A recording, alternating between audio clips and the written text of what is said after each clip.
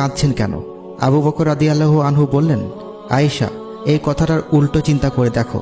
কারো ভাঙা মন জোড়া লাগালে যেমন আল্লাহ তাআলা সোজা জান্নাতে দিবেন, ঠিক তেমন কারো মন ভাঙলেও আল্লাহ সোজা জাহান্নামে দিয়ে দেবেন।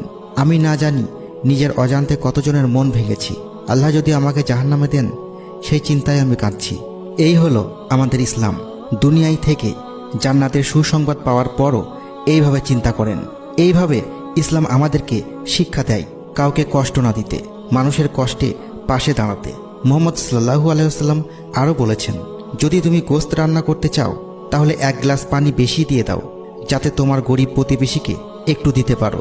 আর যদি না দিতে চাও তাহলে এমন সময় রান্না করবে যখন প্রতিবেশীর বাচ্চা ঘুমিয়ে থাকে। গোশতের ঘ্রাণ পেয়ে বাবা মাকে গোশত খাওয়ার কথা না বলে।